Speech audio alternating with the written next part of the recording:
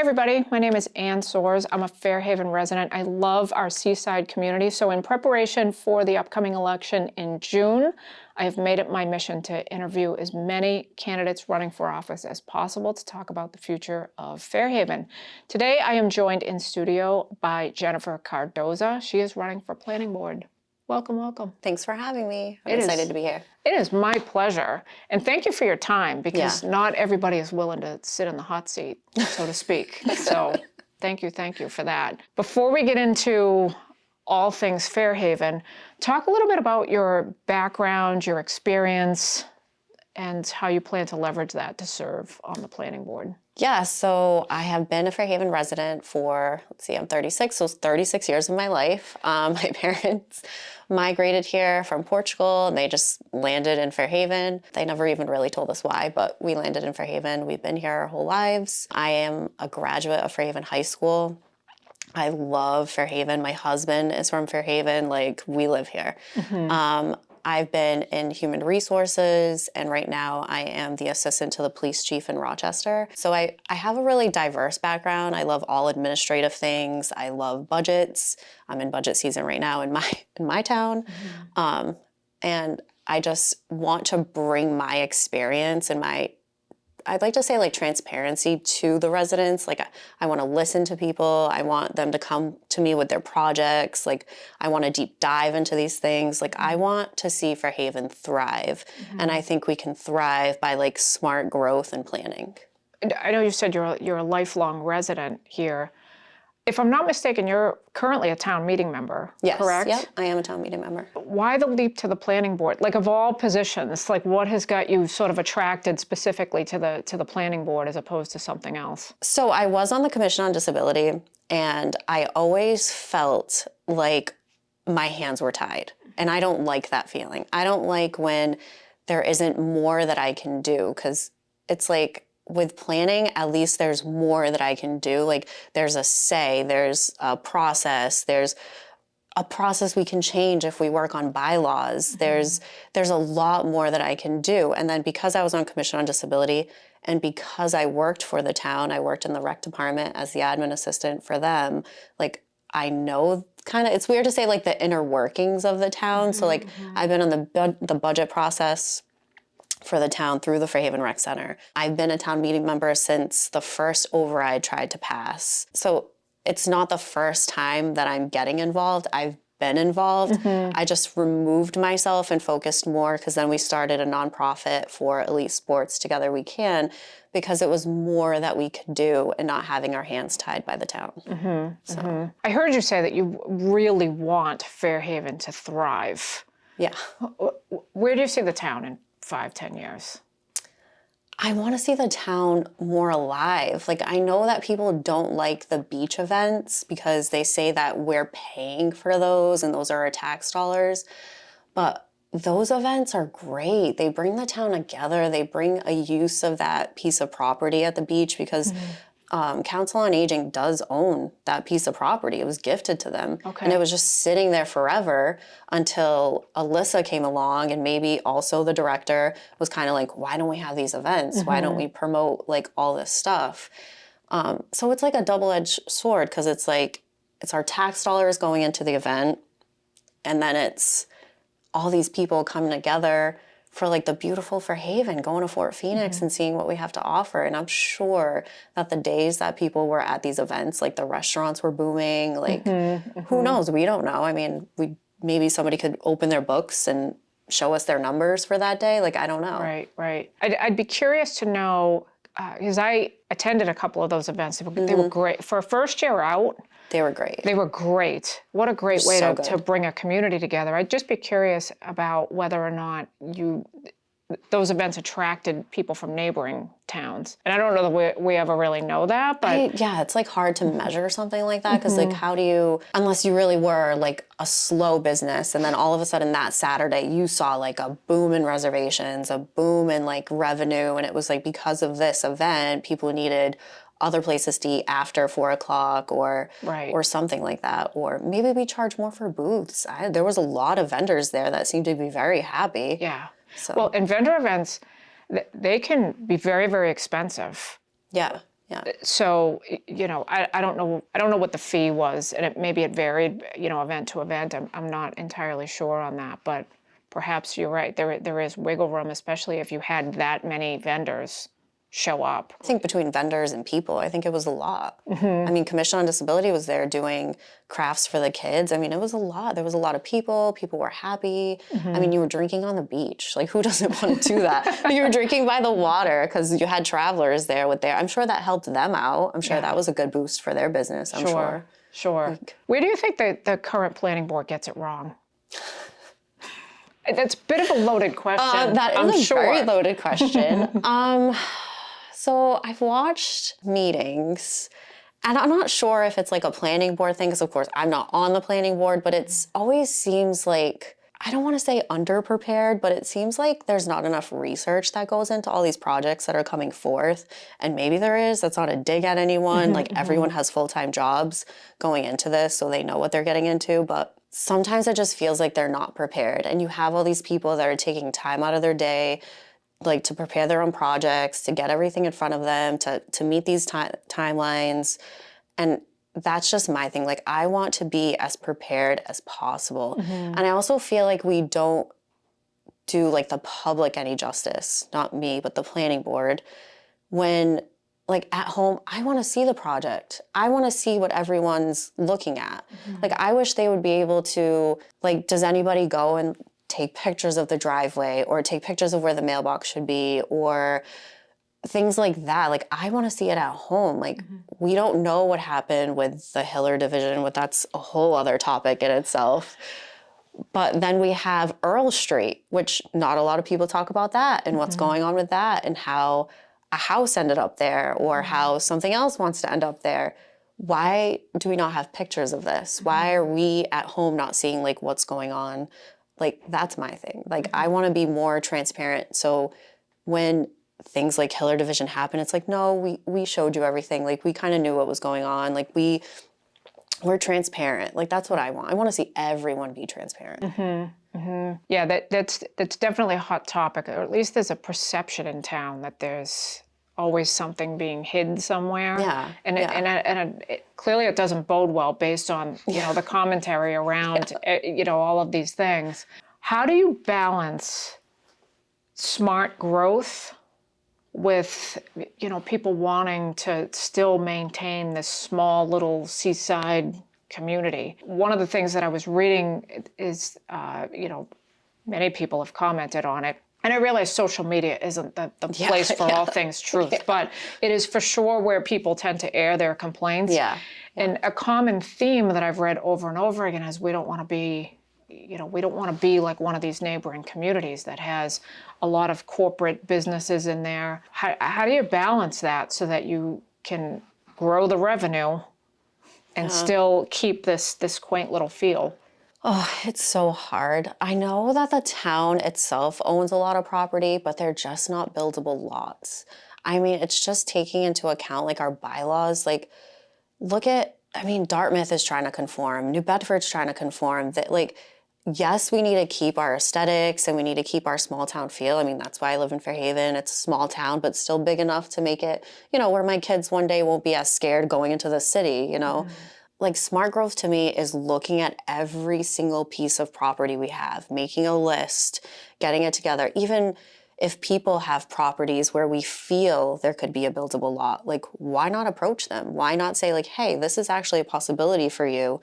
We're looking at changing bylaws. We're looking at different zoning. Like, why not do that? If it's a neighborhood where it could fit, why not? Why are we not doing that? Why are we not making like 5,000 square lots or even smaller, just to build like 1,000 square feet or smaller, just a 1-bedroom, 2-bedroom, just for a small family to start out and build themselves. I mean, not every family wants to move into an $800,000 house or can afford it right now.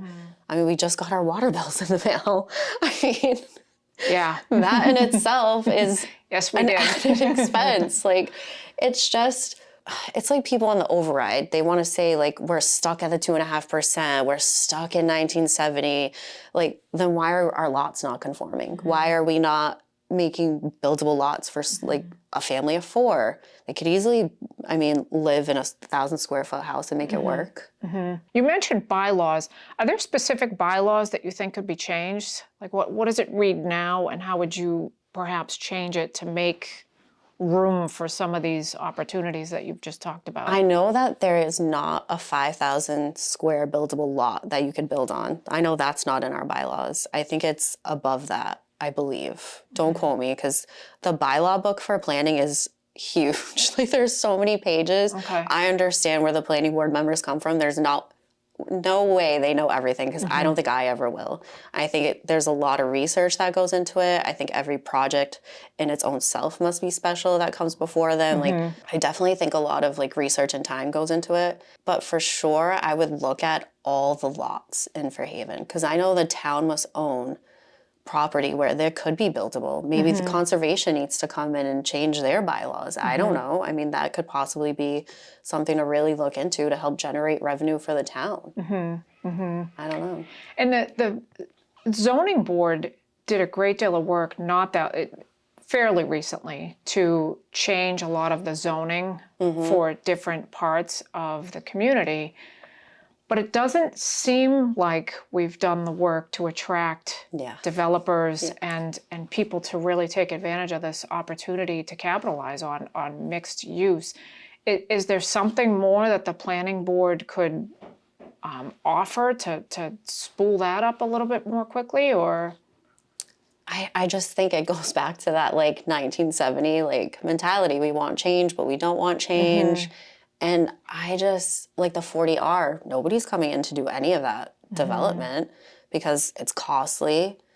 I'm sure it's costly. Do we have the right bylaws for it? Maybe we do, maybe we don't. Are the developers trusting of us? Probably not. I mean, you get dragged through the mud. I mean, who would want to come in to Fairhaven and build like that? I'm sure people do, because they don't care. They want to make the money. But their reputation, I'm sure they're looking out for it. Yeah. It's interesting that you mentioned developers are being dragged through the mud, because I remember when, not all that long ago, when Starbucks converted that area at the end of Alden Road. What a melee. I mean, people were just angry and upset about that for a variety of reasons. You hear all the comments, oh, just what we need, another corporate entity in there. But the truth is that the commercial tax rate right now is over $18 per thousand. Today, that's where it sits. I mean, it'll change for sure with the next budget cycle, but it's got to be difficult to balance this want to attract businesses into the area with the affordability of that. I mean, how do you get these small businesses into town when you got a commercial rate that is not really attractive when you're comparing it to other communities? Yeah. Starbucks is great. They're a big corporation. Yeah, we don't like them. I love my mom and pop coffee shops. I'm not saying I don't, but they can afford the tax rate. They're the people that can. Our other mom and pop places, they're renting. So if the tax rate goes up on the owner of the buildings, their rent goes up. Are they going to be able to stay there? I don't know. Yeah. Is there an opportunity to do joint sessions with other groups? Maybe it's with planning, maybe it's with the select board. This is obviously very hypothetical, but is there an opportunity to kind of come together? Because it seems like a lot of these departments work very independently, and we're all just sort of crossing our fingers that the message gets through. It eventually all comes together. Is there an opportunity to come together and say, hey, maybe if we collaborate on this up front, we can get further faster if we just all sit around the table and figure out how to move the needle forward? Is that? I think collaboration would be great. I think the more heads in one room, like more ideas, more everyone being on the same page, because lately in town it feels like nobody is on the same page, or one person hears a message, but then it's like telephone game. Like one person heard it, but the other person didn't, or they heard it wrong. Like, so if we were all in the same room, even once a year or every 6 months, like quarterly even, and it's like, okay, this is what we're working on. This is what we know. I'm sure the select board members know things that other board members don't. Not keeping secrets, but just in general, that they think that, oh, maybe it's not important, but it could potentially be important. I mean, I feel like everyone should just be transparent and collaborative. And I feel like we're all working for the same team, but we're not working as a team. Like, I don't know why. Yeah, recently in preparation for some of these interviews, it's been an educational experience for me, which I greatly appreciate. But watching all of these town meetings, it's borderline on a it's a full-time job. So even if your intent is to say, okay, I need to tune into the next select board meeting, or I need to tune into the next, committee meeting, just so that I have my head going into the next planning board meeting. I mean, you can't. It's difficult to sort of commit to watching all of these other things. It's a full-time job. Yeah. Like every night I look at the schedule and I'm like, okay, 5:30 BPW, 6 o'clock select board. I don't, every day it's a different meeting, different board. And it's like you said, like it has to be collaborative, because last night you had BPW talking about the budget and how the lifeguards, and that should have been talked about maybe 2 weeks ago. Yeah. Not anything with them. It's just, it's what maybe should have happened. I don't know, but it's like too little too late when they have their meeting, and maybe they should have been part of the joint school select board FinCom meeting. Like, I don't know. I realize that a lot of these meetings have to happen in a public. I mean, you can't do them privately unless you're in some sort of an executive session or something like that. But there's no reason that if we can organize a joint meeting at the dare I say, closer to the end of the year to talk about budgets, surely we can organize joint meetings to have a conversation about how we move the town forward. Yeah. And then at least you're, hopefully, in theory, you'd be working a little smarter and not harder. I mean, hopefully. It's sort of on the same page. Like BPW in the meeting seems so thrown off with all the cuts, and they did take a lot of cuts. I mean, they take a lot of hits from the town. I mean, they're the easiest budget to be like, buy, make do. So maybe all this budget stuff was a learning experience for next year. Like, be better, be smarter, be more inclusive of more boards coming in and being together. I thought it was great that they did the school committee, FinCom, and select board together, and everybody was in the same room. And I thought that was really great that they, almost like a think tank, and I think that should be everyone. I mean, a postmortem. How was the year? Was it great? What did we spend on? The town put together the office supplies, and that's all Unison and Town Hall. Was that a great idea? That helped save? I don't know. So, how do you? Is there an opportunity? I mean, we have a new TA now that just started in the fall. I know there was a great deal of controversy with the former TA. Do you see an opportunity to really sit down and get his gauge on where he sees the town going, and how you can either make that happen or say, hey, that this may not be workable because of X, Y, and Z? Do you see that as an opportunity for the planning board? I think so, only because he seems very open from what I've seen. He seems like he wants the town to move forward, and he wants the town to work together. I mean, he's admitted that, we don't, as town, don't trust the leadership. I mean, he admitted it. He's like, there's not a lot of trust. And it's true, but it's because we've been through so much. We've been through the TA being paid out. Nobody knows the exact reasons why she was paid out, but here we are, and we got the interim TA who, in all fairness, he did warn us that we were going to have budget shortfalls, and we knew that this was coming.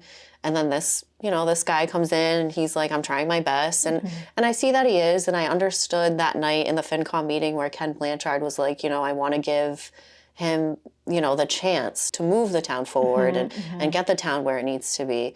So maybe we do need to give him a chance, but it's so hard, because I feel like living in the town, we've been burned so many times that it's like, do we let a new person in and do we trust them? Do we let him lead us? Like, what do we do? And I think there's an opportunity. Hopefully all of the committees will seize it after we get out of this budget season, because it seems like he took over and then they went right into budget season. Yeah. He didn't have a whole lot of time to spool up.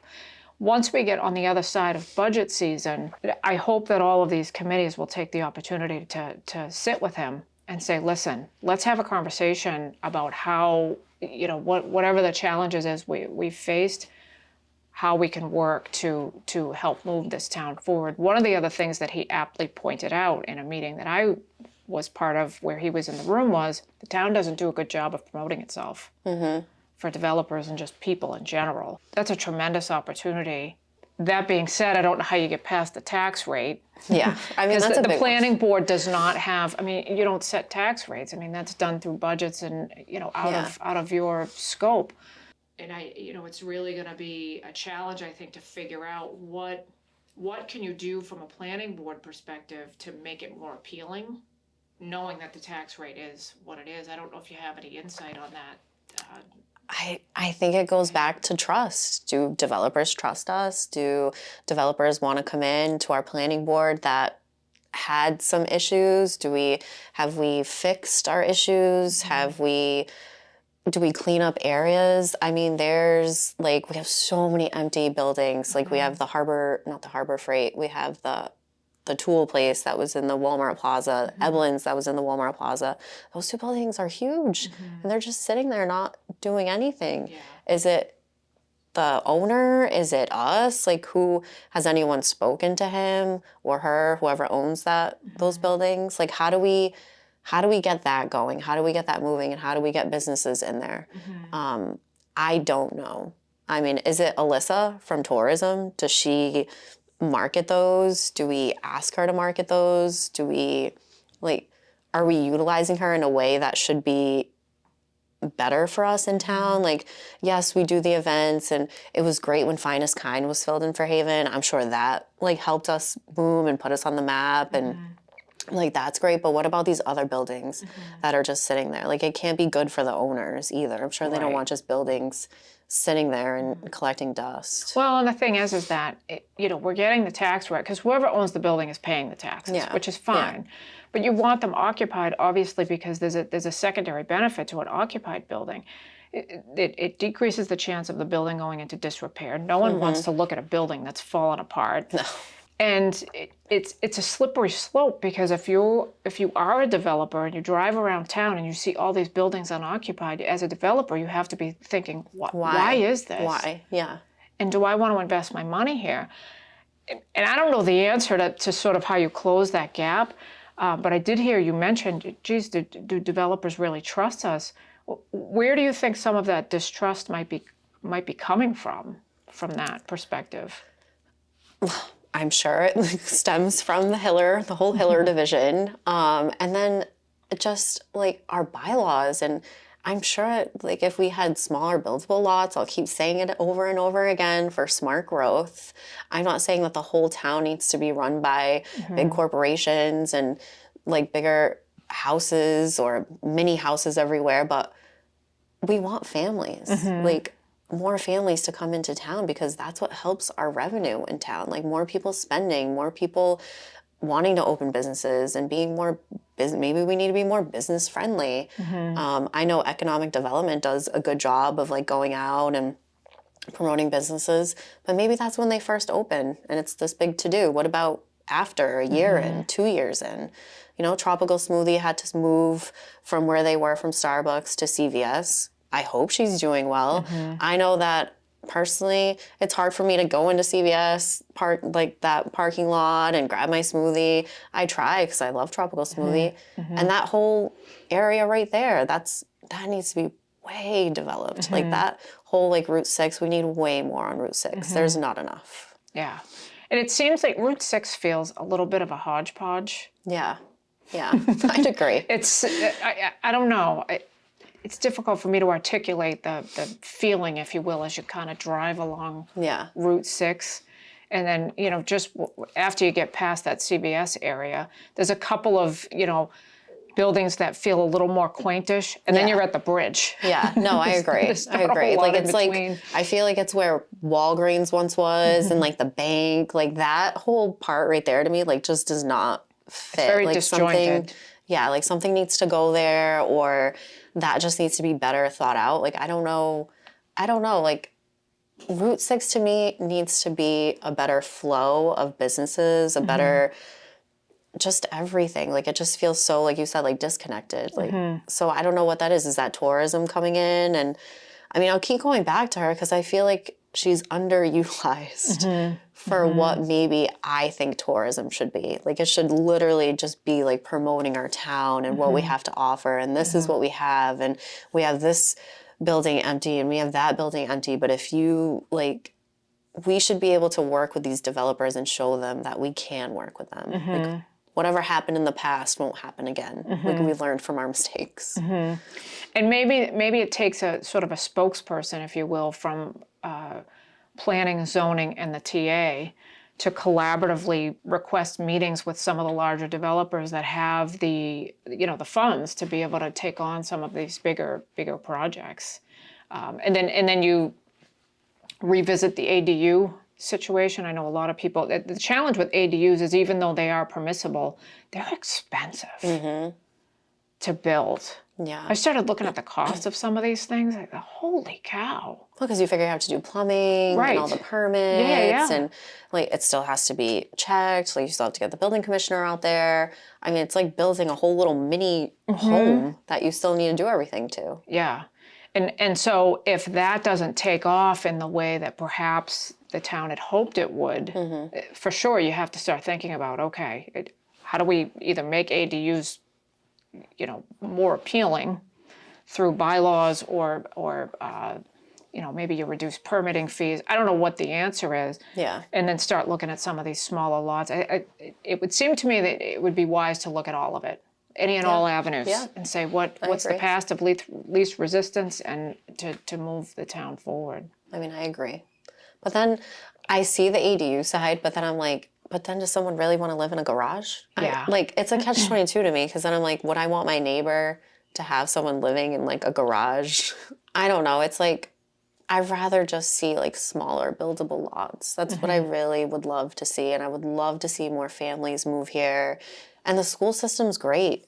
We're always worried about the school budget and this and that. And like, my girls have been in the school system 8 and 10 now. They have never gone without. They've had all their clubs.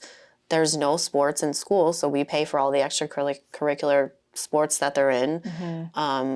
They have literally never gone without. I mean, I think maybe they don't go on many field trips as I did when I was a kid. I don't know. I don't think field trips are a thing anymore. Right. They don't lack in education. Like, I don't see that. So families do want to move here, but there's nowhere for them to go. We don't make it easy for them to come into town, I feel. Right. I want to switch gears for a second and talk about the turbine situation. It's a situation, for sure. Oh, yeah. I agree. And it predates, I moved to town about 8 years ago, so this whole thing predates me, for sure. So again, it's one of those areas I had to, get spooled up on. The turbines are interesting. They're an interesting conundrum for a variety of reasons. We have for sure become reliant on the income, the rental income for the land. People that live near the turbines are not having a good time at all. The Board of Health has been flooded with all kinds of comments and feedback on that. There is a segment of the population in Fairhaven that believes wholeheartedly that the turbines are a path forward to making our planet, more green and reducing our carbon footprint. More recently, we've had turbine blades falling off of turbines here in Massachusetts. I mean, this isn't a hypothetical that's happening somewhere in the middle of Iowa. It's happening here.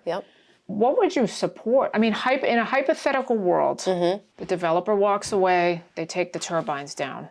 What would you support? What do we replace that with? Solar. A solar field. They're quiet. We already cleared the land. Maybe I think you need to clear a little bit more land for solar, but I would replace it with solar. If the land's already cleared, we take down the turbines, not at the cost of the town payers. Put it on the developer. Whoever comes in, hey, take down the turbines. That's all we ask. Take them down. And somehow they can recoup that money some way, somehow from the solar. That's what I think. I think that the wind turbines are dangerous. They're so loud. I went on the walk and I heard from the neighbors that live right there. I literally was standing on the street and I thought it was a plane. Wow. And then if you're really quiet, just like quiet your brain and just stand there, it's the wind turbines going around and around and around. And these poor people just live with that noise constantly. I'm assuming when it's windy and they're moving. I don't really know that part of it. But why are we doing that? Even though it's a small, I hate to say a small area of town because it affects everybody. If it affects one person, it affects everyone. But why are we doing that to these people? It sounds like they've been tortured for I don't know how many years now. Yeah. Like, literally, it sounds like torture. Between thinking about if the blades are going to come flying at you in your backyard or your house, the noise, the flickering of them going around in the sun, I would not want to live like that. Like that, I would move. If I were them, Yeah. I would just be like, it's a wash. I'm out of here. Like, I'm all set with this. Yeah.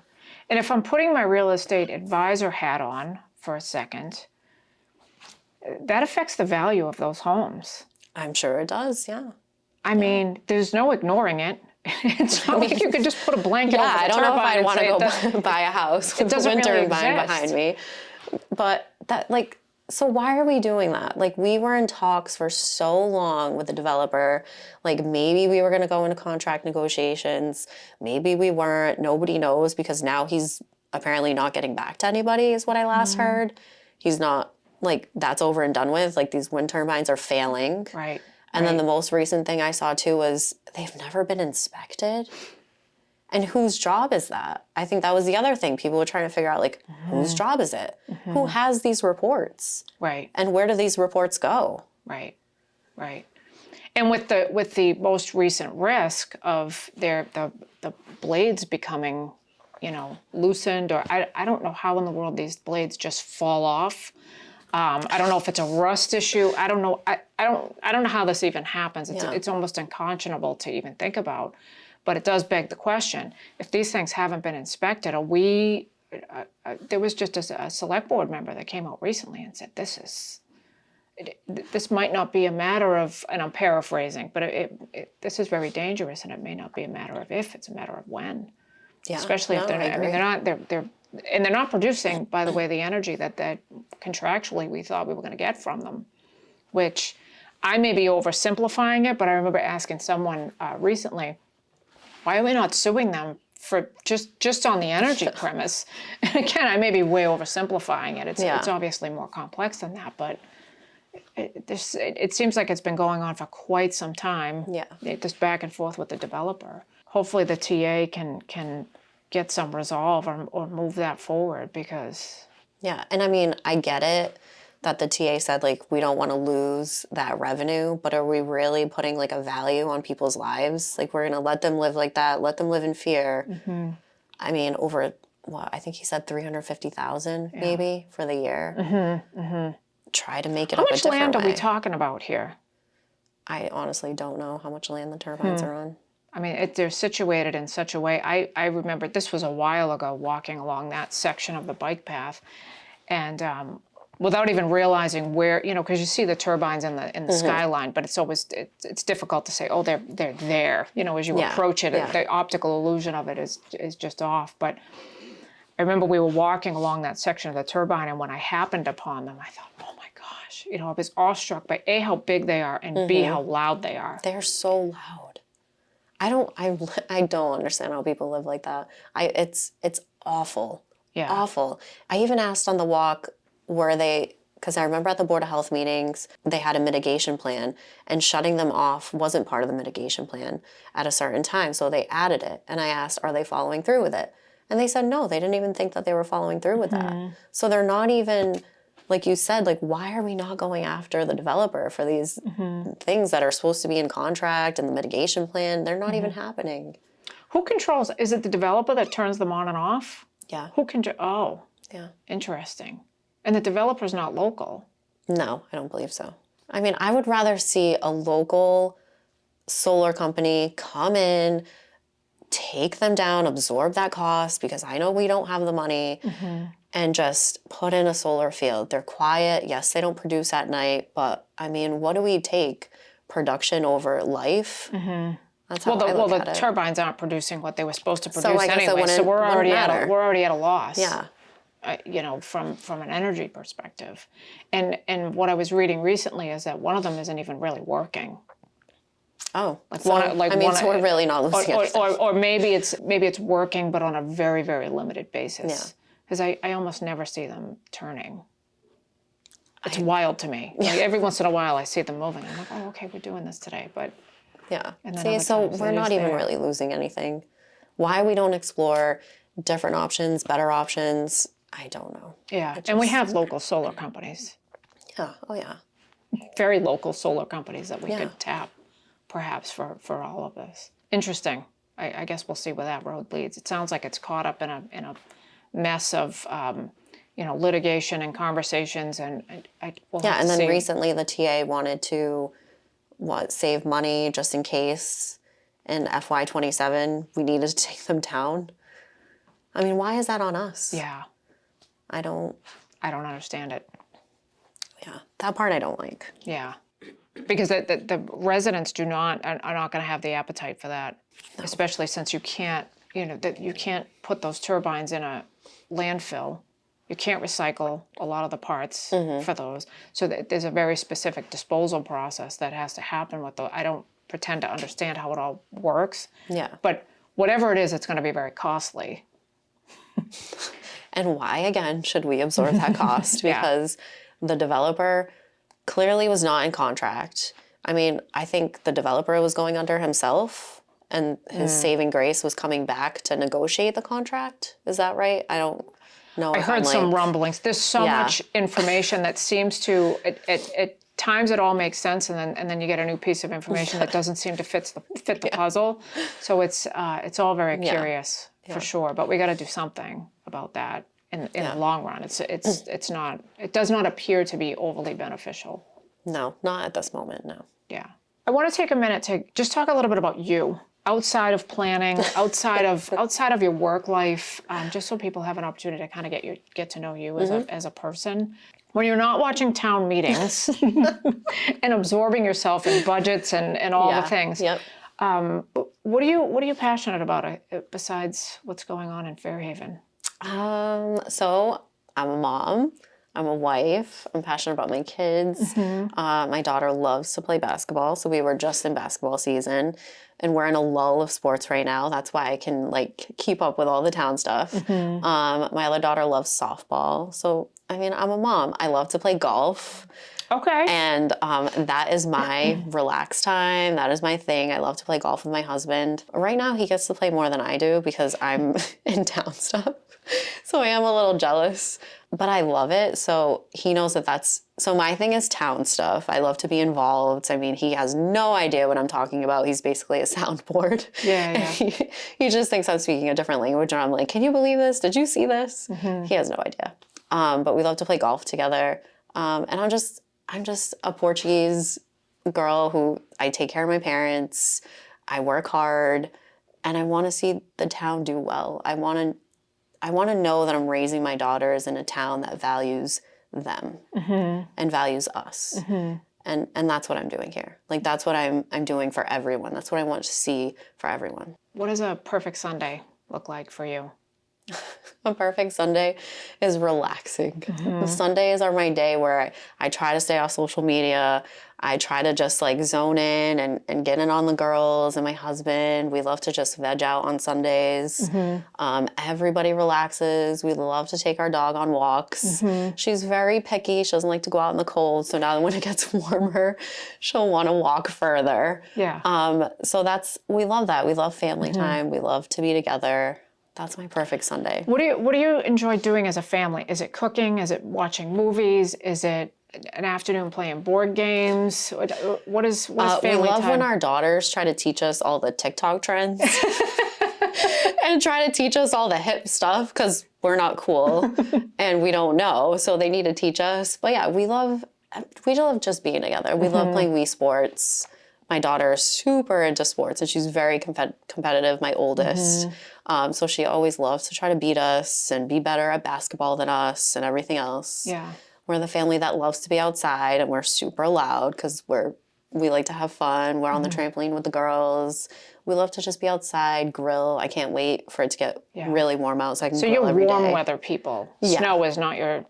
Being outside in the cold is not our thing. You'll only catch us inside. Yeah. But that's what we love. We love to just be together. If we're just together, that's fine. We love to watch movies. My oldest cannot sit and watch a movie with us because Roblox is life and everything else. Yeah.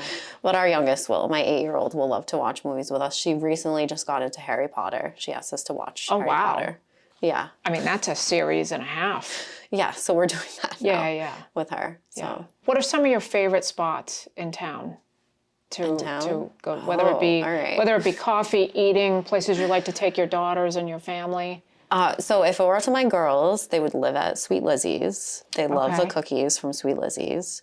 They also love the cat rescue or the cat rescue cafe. The rescue cafe. The rescue cafe. My daughter calls it the cat cafe because the cat.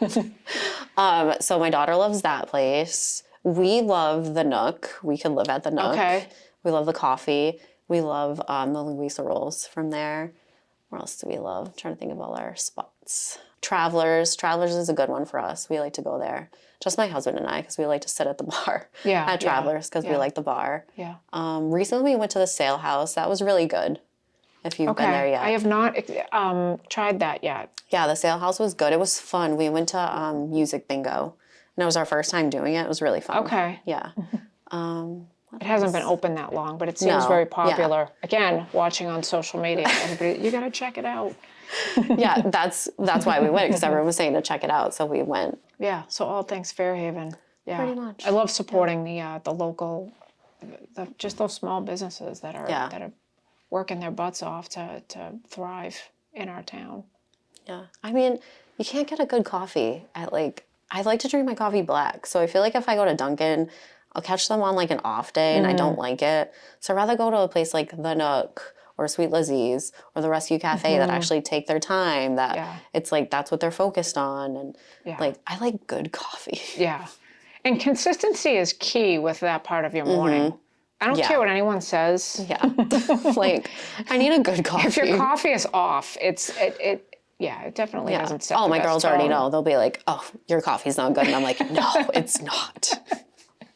They already know, because that's my one thing. That's my one vice. A good coffee is a part of my day. Yeah. So the last couple of weeks of your campaign, so the month of May, maybe the last 2-3 weeks in May leading up to Election Day, do you have any events coming up? Where do people find you if they have questions? I do not. I do not have any events. I don't want to be that person. I am not that person. Okay. The type of person that I am is I'm just going to go to everyone else's events. And how you can find me is social media. That's why I try to share everything public from my actual page. You can find me there, Jennifer Cardoza on Facebook. I just want to get out there and I just want to meet people. I feel like people know me, but they don't know me. They just know the social media side. So I welcome people to message me, just reach out to me, just ask me anything. I'm an open book. I want to go to all these events and I want to meet people. I want to hear different perspectives. I went on the walk. That was great. That was so eye-opening to hear about the wind turbines from actual people that are living there. I see it on social media. Yeah. But we see everything on social media. Yeah. And you have to dig through, to find the puzzle, to put it together, and to actually have gone out there and met with them and hear them and see it, that was real. That's the person that I am. I want to meet people where they're at, and I want to see it. I want to see it. I want to hear from you, and I want to be there. Yeah, I got to give you credit. I do see that on your social media page, sharing different events, and going out to different events just to, and it doesn't matter who the people are. It's tell me what you're experiencing. Tell me how I can help. Tell me what you think needs changing. I think that it's a smart way to campaign, because you're hearing from people that may not necessarily always be telling you what you want to hear. Because you'll always get the people that are in your, they'll pat you on the back and, tell you everything's wonderful, but it doesn't do much to move the ball forward. So the fact that you're willing to reach out and say, no, I want the good, the bad, and the ugly. So that's the only way we can move things forward. Yeah. Back in the day, I worked at the Salvation Army and I was helping homeless people. I've been helping people since my parents will tell you, that's my one thing. I am always willing to help anyone and everyone, no matter what. I don't care if I have to drive to Boston in 10 minutes. I will help you. Yeah. But I need to know what the issues are. That's all I want. I want to know where we're at. What do we need to do? Okay, we need to get these businesses moving forward. Well, how do we do that? How can we help you? You feel like Fairhaven's not doing enough to help promote you? How can we help you? That's what I feel like is almost lacking too. we need to go to these businesses and be like, okay, are you not doing well? Like, do you need help? Like the Nook, I know the Nook is for sale. I think their building is tied to a house and they're for sale. They're trying to look for The Rescue another Cafe building is Rescue Cafe. Like, just where are these announced. businesses going to go? Are we helping them? Like, what are we actually doing for them to keep them here in town? And then, you know, you mentioned the tourism department. That might be an interesting opportunity for the tourism department to do some of those TikTok reels, those really cool TikTok reels Yeah. to say, hey, come to our town, check out this little spot. And you know, you get people, maybe not the big developers, but you get maybe a smaller or mid-sized developer that's like, oh, this is a community filled with all these great little quaint businesses. Why don't I check out and see what opportunities are there? For good, bad, or indifferent, that's, I mean, that's where I'd say 95% of people go for information. And yes. it's only because the good, the bad, the ugly, it's all there. Every single person has an opinion and they're all willing to give their opinion. Now, what I think everyone should do is become a town meeting member for that opinion. That is for sure. Right. Because when the first override came around, I had an opinion. And at the time, I don't know what it was, but my best friend and I just knew we had to become town meeting members. And we did it. And since then, I've kept up with it. She moved out of Fairhaven. But I just knew that I had to be involved in town. Just when I got the job at the rec center, it was like the highlight. I was like, all right, now I'm working in the town that I live in. This is great. Like, I'm going to make so many like changes. It's going to be great. Well, and now I'm here and I want to make more changes. I want to make bigger changes. Yeah. Well, you realize along the way, you know, I'm not able to make as much change as I hoped I would make because of X, Y, and Z. And so then it, you know, it prompts you to either do something more or hang around a little longer and get better connected with the people that you need in order to make change happen. Yeah, that's true. You know, a lot of people get burned out or they just get disgruntled by it and say, yeah, it's never going to change. But then what happens is it never changes. Yeah, you don't know if you don't try. And that's the thing. Like, I have 2 little girls that are looking up to me and their dad, and we try so hard to be like, we're good people, like we're in town, like we want to do things in town. And so, I mean, my daughter is on the student council. So, like, crying out loud, yeah. Like, politics don't fall like far. And, you know, I helped her with her campaign. Like, we turned it into a whole thing. And then she tries to help me with mine. But it's like, mom's not as cool. Like, I don't do all the TikTok things. But it's like we're trying to build this life for like 2 little girls and everyone. Like, it just goes back to we all have a voice. I always tell them we all have a voice, but it's how we use that voice and what we do with it. That's why everyone should become a town meeting member. Everybody on Facebook that has an opinion, get, 15 signatures, 10 signatures? It's 10. 10 signatures from people in your precinct and become a town meeting or get voted in that morning.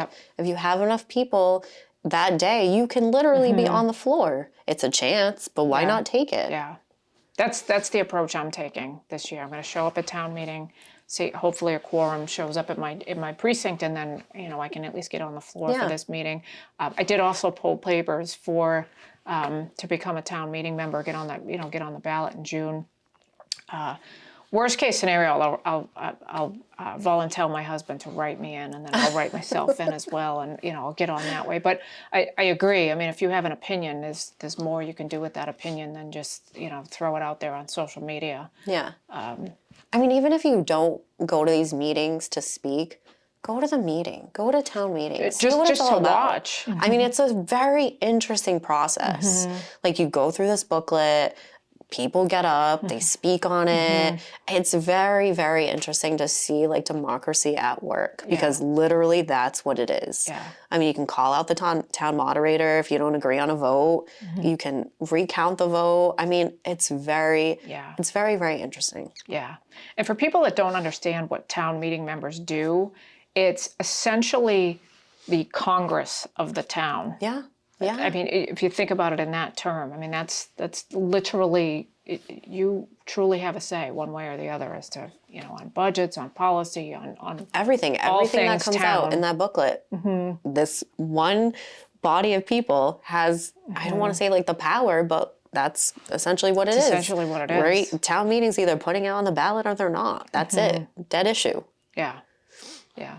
This has been a great conversation. I'm so glad that you've been so gracious with your time to share your thoughts, your opinions on all things Fairhaven. I want to wish you good luck on your campaign. Thank you. For anybody listening, this is just a reminder, Election Day is June 9th. Yep. Get out and vote one way or the other. If you don't get on town meeting, if you're not running for office, that's fine. At the very least, get out and please vote. get out and vote. All right, that's a wrap.